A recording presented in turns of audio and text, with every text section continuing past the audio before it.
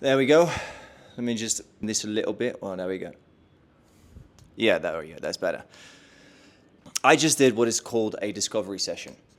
And this is not my concept. This is the concept of a good friend of mine, Brandon. You should check out his YouTube channel. I'll link it. But basically what it is 45 minutes and you do 10 burpees. And the time that it took you to do 10 burpees, that is the rest that you get, right? So if you did 10 burpees in 30 seconds, then you get 30 seconds of rest before you do another 10. If you then do 10 burpees in 35 seconds, then you get 35 seconds rest. And you do this 45 minutes. Now, obviously, I could be lying. I could just tell you that I've just done that.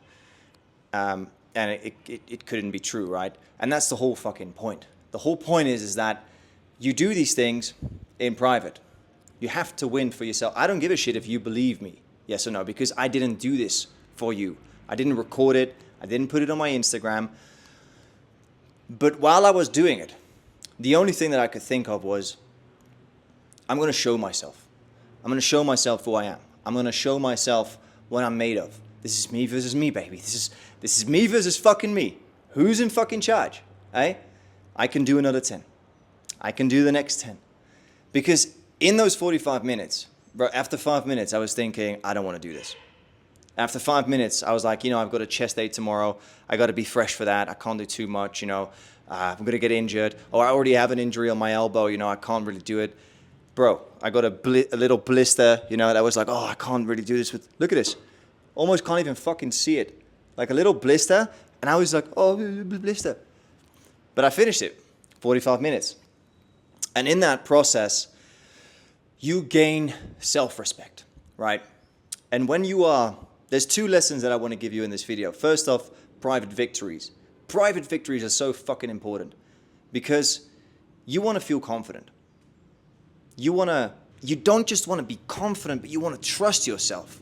You want to know who you are.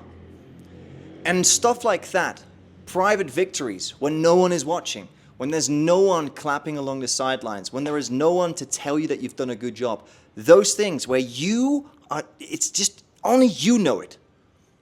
That is what builds self-trust. And self-trust supersedes confidence because you can be confident in front of others. You can be confident of your capabilities to make money and do all of this and do all of that, right?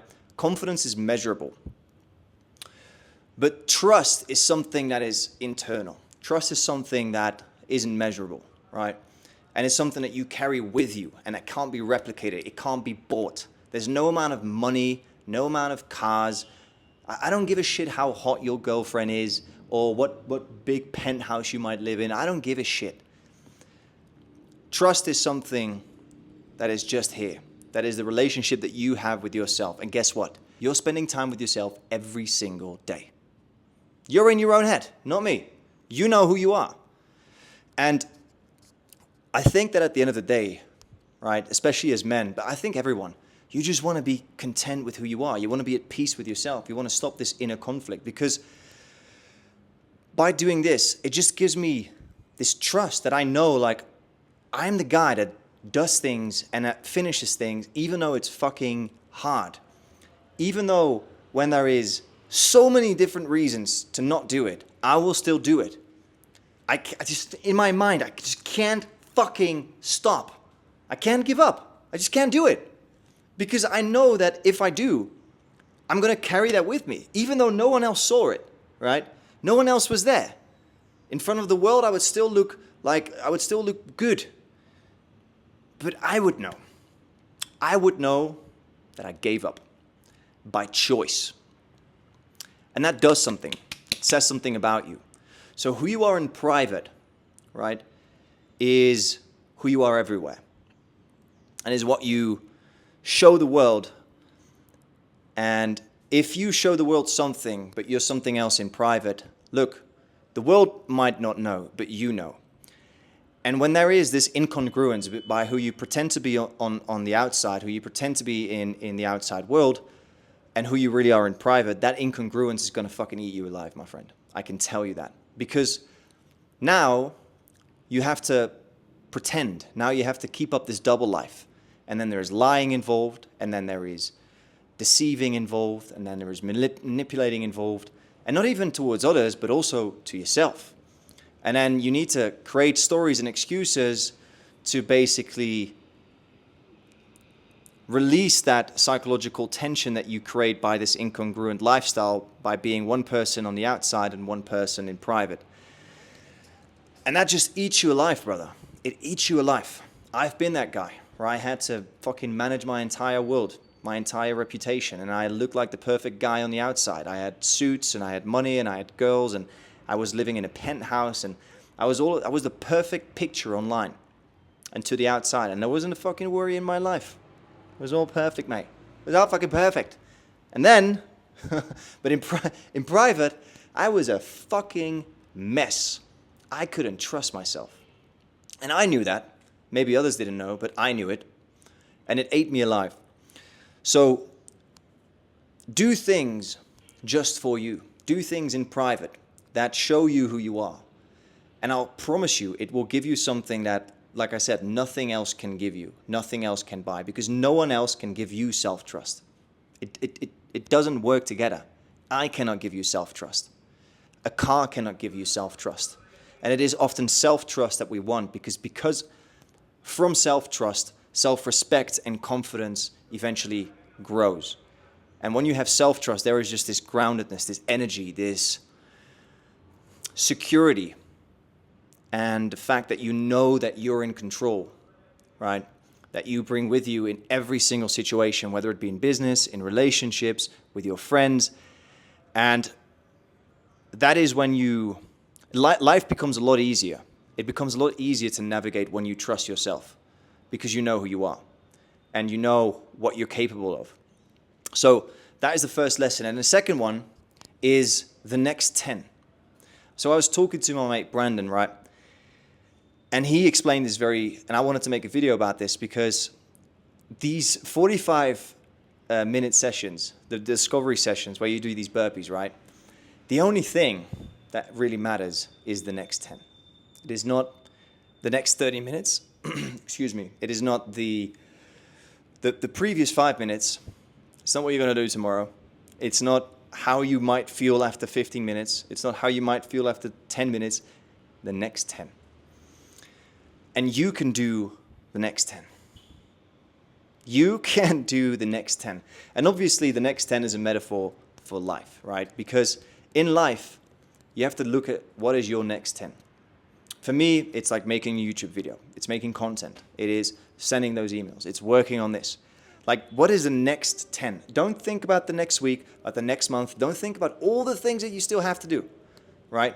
Don't think about any of the excuses that are there to make you deviate from what you need to do. Just what is the next 10 for you right now, today, in this very moment? What's the next 10? And you fucking execute. And then when those 10 are done, like in the burpees, you have a little bit of rest. And what's the next 10? What's the next 10? And then that's how you go through it. You can always do the next 10, right? And in life, look, there's going to be so many fucking excuses, so many reasons why you shouldn't do things. Oh, you're tired. I'm not feeling like it. My girlfriend broke up with me, or my boss was a fucking annoying dickhead. I'm not feeling well today. I barely slept. It's raining outside. Oh, my fucking knee hurts. I can't go to the gym. I don't have enough time. There are so many reasons why you shouldn't do things. Just like there are so many reasons in those 45 minutes why you keep telling yourself, oh, I'm not going to do it because, I've got my little blister, I'm not feeling well, I've got a chest day tomorrow, so is it really wise to do all of these push-ups now and these burpees? Bro, that's the thing. There is always going to be excuses, but you can do another 10. You can. You can do another 10. And when you look at it like that, things become extremely simple in life, in everything that you do.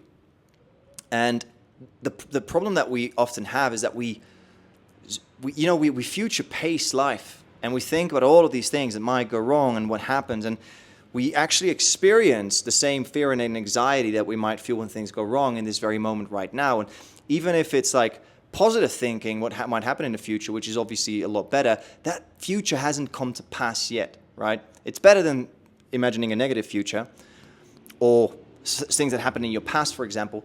But all of those things, that they're not here. They're not fucking here. The only thing right now is what is in front of you. The next 10. That's it. The next 10. Nothing is guaranteed. Nothing is guaranteed. You don't know if you're going to wake up tomorrow. That's the truth. Nothing is guaranteed. So the next 10. That is the only thing that you should think about. Especially when you're going through periods where things, just get hard.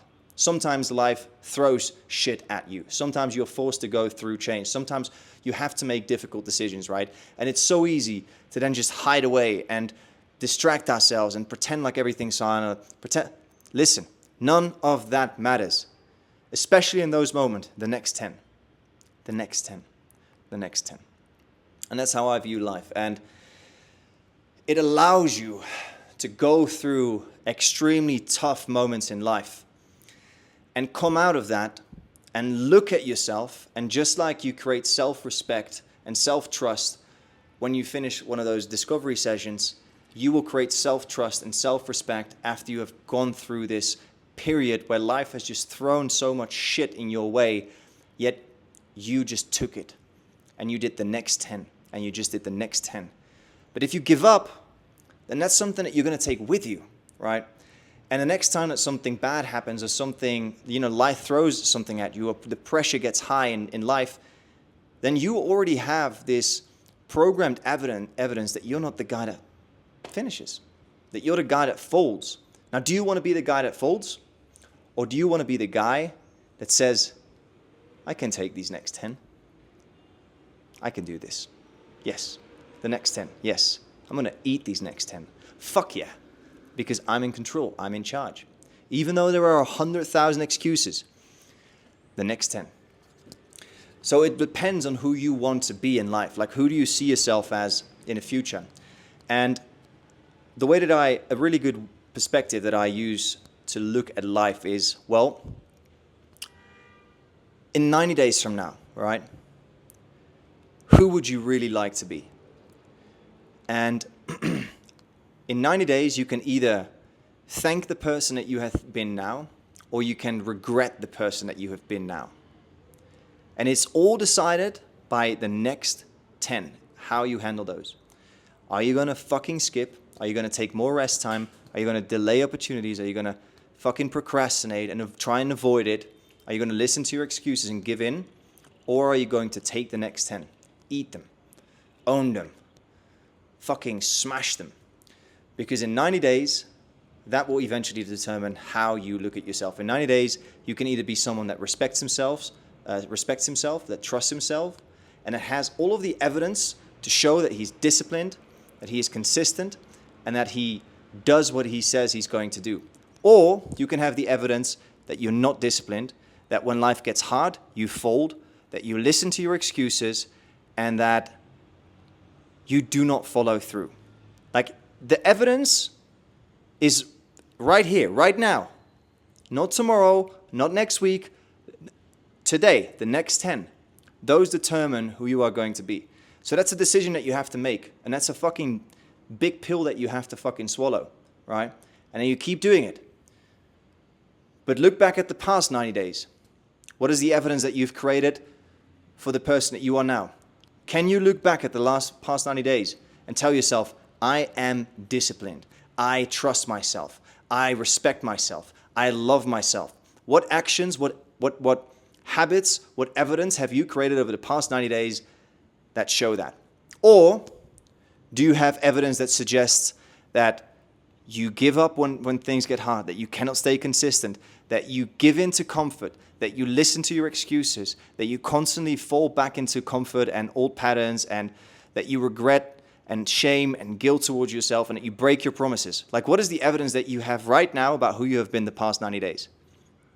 Figure that one out, and then decide, well, the next 90 days, who do I want to be then? Because this is why affirmations don't work. You can tell yourself right now that you're disciplined, but if you don't have the evidence that supports that specific claim, then it's not going to work. Like, if you tell a millionaire that he's broke, he's going to laugh in your face. If you tell an athlete, who looks incredible, that he's fat, he's going to laugh in your face. Why? Because they know who they are. They have all of the evidence that suggests that they are not what you just told them what they are. So if you tell yourself right now, I am disciplined, are you going to laugh? Or are you going to sit there and feel hurt because it's true? If it's the latter, then you know what to do. Then you have a fucking decision to make. And that decision, the only thing that you have to do, the next 10. Today. The next 10. Peace out, guys. I'll see you in the next video. Ciao.